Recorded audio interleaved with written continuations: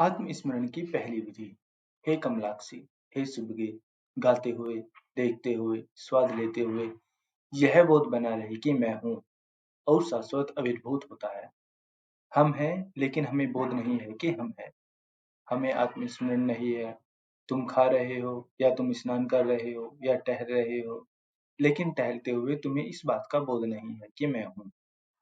सजग नहीं हो कि मैं हूँ। सब कुछ है, केवल तुम नहीं। झाड़ है, मकान है, चलते रास्ते हैं, सब कुछ है। तुम अपने चारों ओर की चीजों के प्रति सजग हो, लेकिन सिर्फ अपने होने के प्रति कि मैं हूँ सजग नहीं।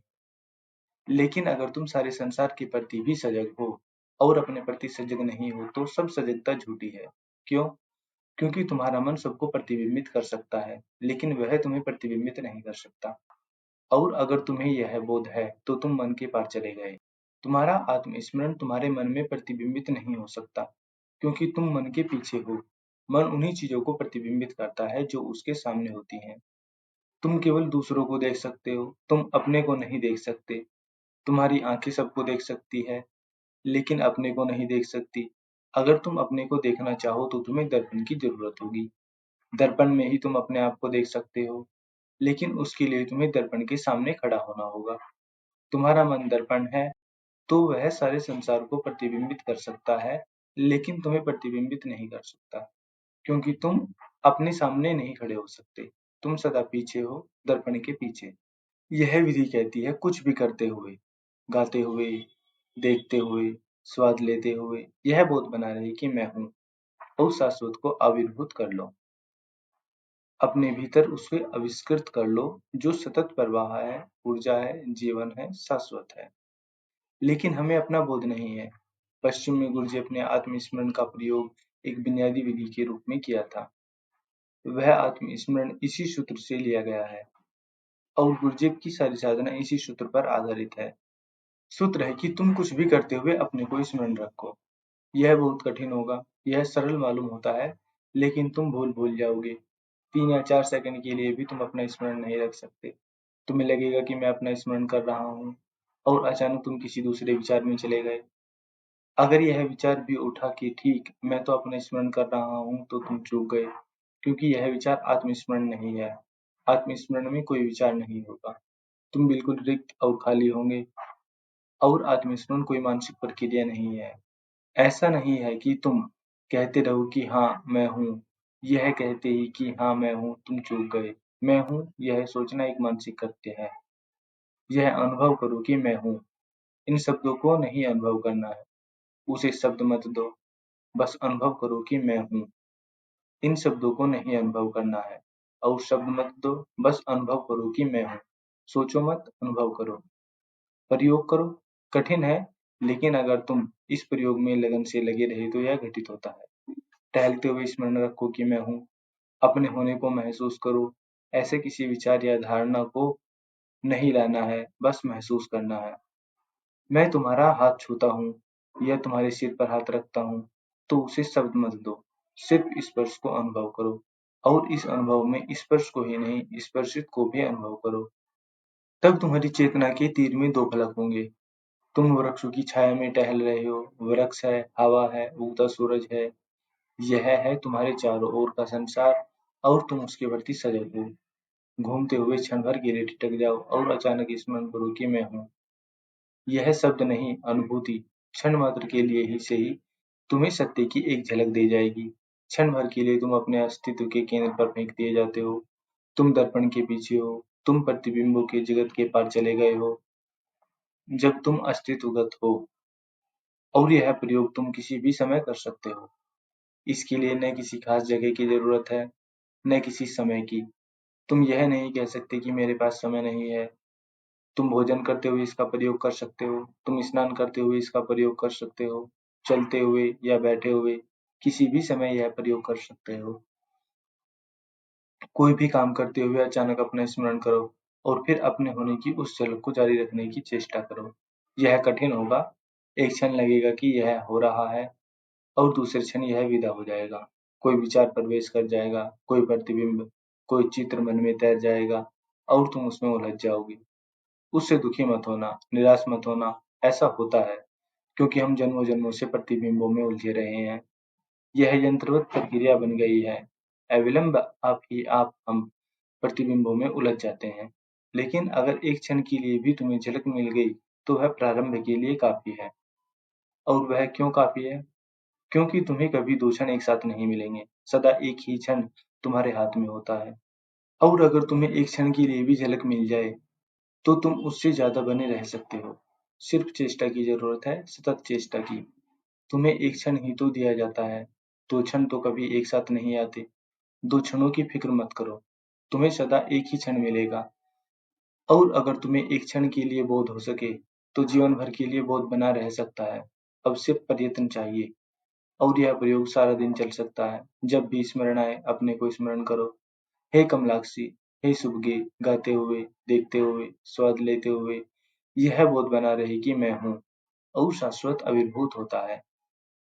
जब सूत्र कहता है कि बोध बना रहे कि मैं हूँ, तो तुम क्या करोगे? क्या तुम याद करोगे कि मेरा नाम राम है, या जीसस है, या और कुछ है? क्या तुम स्मरण करोगे कि मैं फला परिवार का हूँ, फला धर्म का हूँ, फला परंपरा का हूँ? क्या तुम याद करोगे कि मैं अमुक देश का हूँ, अमुक जाति का हूँ, अमुक मत का हूँ? क्या तुम स्मरण करोगे कि मैं कम्युनिस्ट हूँ, या हिंदू हूँ, या ईसाई हूँ? तुम क्या स्मरण करोगे? यह सूत्र कहता है कि बोध बना रहे कि मैं हूँ। इतना ही कहता है कि मैं हूँ। किसी नाम की ज़रूरत नहीं है, किसी देश की ज़रूरत नहीं है, सिर्फ होने की ज़रूरत है कि तुम हो। तो अपने से मत कहो कि तुम कौन हो। यह मत कहो कि मैं यह हूँ, वह हूँ। तुम हो, इस अस्तित्व को स्मरण करो। लेकिन यह कठिन हो जाता है, क्योंकि हम कभी मात्र अस्तित्व को स्मरण नहीं करते। हम सदा उसे स्मरण करते हैं जो एक लेबल है, पदवी है, नाम है, वह अस्तित्व नहीं है। जब भी तुम अपने बारे में सोचते हो, तुम अपना नाम, धर्म, देश इत्यादि की सोचते हो। तुम कभी इस मात्र अस्तित्व की नहीं सोचते हो कि मैं हूँ। तुम इसकी साधना कर सकते हो। अपनी कुर्सी में या किसी पेड़ के नीचे विश्राम पूर्वक बैठ जाओ, सब कुछ भूल जाओ और इस अपने होनेपन को अनुभव करो। न ईसाई हो, न हिंदू हो, न बौद्ध हो, न जैन हो, न अंग्रेज, न जर्मन, बस तुम हो। इसकी प्रतीति भर हो, भाव भर हो। और तब तुम्हें यह याद रखना आसान होगा कि मैं हूँ, जो यह सूत्र कहता है। बोध बना रहे कि मैं हूँ और शाश्वत आविर्भूत होता है। जिस क्षण तुम्हें बोध होता है कि मैं कौन हूँ, उसी क्षण तुम्हें शाश्वत की धारा में फेंक दिया जाता है। जो असत्य है, उसकी मृत्यु निश्चित है, केवल सत्य शेष रह जाता है। यही कारण है कि हम मृत्यु से इतना डरते हैं, क्योंकि झूठ को मिटना ही है। असत्य सदा नहीं रह सकता और हम असत्य से बंधे हैं, असत्य से तादात्म्य किए बैठे हैं। तुम में जो हिंदू है, वह तो मरेगा, जो नाम रूप है, वह मरेगा। लेकिन तुम्हारे भीतर जो सत्य है, जो अस्तित्वगत है, जो आधारभूत है, वह अमृत है। जब नाम रूप भूल जाते हैं और तुम्हारी दृष्टि भीतर के अनाम और अरूप पर पड़ती है, तब तुम शाश्वत में प्रवेश कर गए। बोध बना रहे कि मैं हूँ और शाश्वत आविर्भूत होता है। यह विधि अत्यंत कारगर विधियों में से एक है और हजारों साल से सद्गुरुओं ने इसका प्रयोग किया है। बुद्ध इसे उपयोग में लाए, महावीर लाए, जीसस लाए और आधुनिक जमाने में गुरजेफ ने इसका उपयोग किया। सभी विधियों में इस विधि की क्षमता सर्वाधिक है। इसका प्रयोग करो।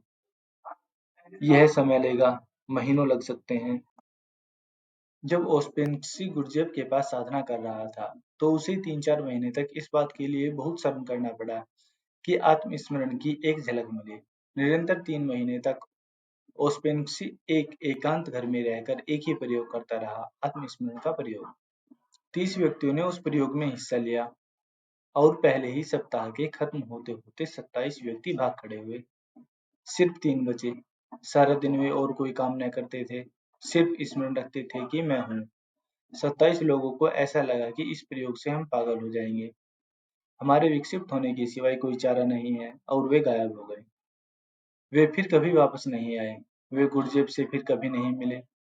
हम जैसे हैं, असल में हम विक्षिप्त हैं, पागल ही हैं। जो नहीं जानते हैं कि हम क्या हैं, हम कौन हैं, वे पागल ही हैं। लेकिन हम इस विक्षिप्तता को ही स्वस्थ मान बैठे हैं। जब तुम पीछे लौटने की कोशिश करोगे, जब तुम सत्य से संपर्क साधोगे तो वह विक्षिप्तता जैसा, पागलपन जैसा ही मालूम पड़ेगा। हम जैसे हैं, जो हैं, उसकी पृष्ठभूमि से सत्य ठीक विपरीत है। अगर तुम जैसे हो उसको ही स्वास्थ्य मानते हो तो सत्य जरूर पागलपन मालूम पड़ेगा। लेकिन 3 व्यक्ति प्रयोग में लगे रहे। उन 3 में पीडी ओस्पेंक्सी भी एक था। वे 3 महीने तक प्रयोग में जुटे रहे। पहले महीने के बाद उन्हें मात्र होने की कि मैं हूं झलक मिलने लगी। दूसरे महीने के बाद मैं भी गिर गया और उन्हें मैं होनेपन की, हूंपन की झलक मिलने लगी। इस झलक में मात्र होना था, मैं भी नहीं था, क्योंकि मैं भी एक संज्ञा है। शुद्ध अस्तित्व न मैं है न तू, बस है। और तीसरे महीने के बाद हूंपन का भाव भी विसर्जित हो गया, क्योंकि हूंपन का भाव भी एक शब्द है। यह शब्द भी विलीन हो जाता है। तब तुम बस हो, और तब तुम जानते हो कि तुम कौन हो। इस घड़ी आने के पूर्व तुम नहीं पूछ सकते कि मैं कौन हूँ, या तुम सतत पूछते रहते हो कि मैं कौन हूँ, और मन जो भी उत्तर देगा वह गलत देगा, अप्रासंगिक होगा। तुम पूछते जाओ कि मैं कौन हूँ, मैं कौन हूँ। एक क्षण आएगा जब तुम यह प्रश्न नहीं पूछ सकते। पहले सब उत्तर गिर जाते हैं, और फिर खुद प्रश्न भी गिर जाता है और खो जाता है। सब कुछ कि मैं कौन हूँ गिर जाता है, तुम जानते हो कि तुम कौन हो। गुरुजी ने एक सिरे से इस विधि का प्रयोग किया। सिर्फ यह स्मरण रखना कि मैं हूँ। रमण ऋषि ने इसका प्रयोग दूसरे सिरे से किया। उन्होंने इस खोज को कि मैं कौन हूँ पूरा ध्यान बना दिया। उन्होंने इस खोज को कि मैं कौन हूँ और इसके उत्तर में मन जो भी कहे उस पर विश्वास मत करो। मन कहेगा कि क्या व्यर्थ का सवाल उठा रहे हो। मन कहेगा तुम यह हो, तुम वह हो, कि तुम मर्द हो, तुम औरत हो, तुम शिक्षित हो, अशिक्षित हो, कि गरीब हो, अमीर हो। मन उत्तर दिए जाता है, लेकिन तुम प्रश्न पूछते चले जाना। कोई भी उत्तर स्वीकार मत करना, क्योंकि मन के दिए गए सभी उत्तर गलत होंगे। वे उत्तर तुम्हारे झूठे हिस्से से आते होंगे। वे शब्दों से आते हैं, वे शास्त्रों से आते हैं, वे तुम्हारे संस्कारों से आते हैं, वे समाज से आते हैं। सच तो यह है कि वे सब के सब दूसरों से आते हैं, तुम्हारे नहीं हैं। तुम पूछे ही चले जाओ। इस मैं कौन हूँ के तीर को गहरे से गहरा उतरने दो। एक क्षण आएगा जब कोई उत्तर नहीं आएगा। वह सम्यक क्षण होगा। अब तुम उत्तर के करीब हो। जब कोई उत्तर नहीं आता, तुम उत्तर के करीब होते हो, क्योंकि अब मन मौन हो रहा है। अब तुम मन से बहुत दूर निकल गए हो। जब कोई उत्तर नहीं होगा, और जब तुम्हारे चारों ओर एक शून्य निर्मित हो जाएगा, तो तुम्हारा प्रश्न पूछना व्यर्थ मालूम होगा। अचानक तुम्हारा प्रश्न भी गिर जाएगा, और प्रश्न की गिरते ही मन का आखिरी हिस्सा भी गिर गया, खो गया, क्योंकि यह प्रश्न भी मन का ही था। वे उत्तर भी मन के थे और यह प्रश्न भी मन का था। दोनों विलीन हो गए। अब तुम बस हो। इसे प्रयोग करो। अगर तुम लगन से लगे रहो, तो पूरी संभावना है कि यह विधि तुम्हें सत्य की झलक दे जाए, और सत्य शाश्वत है।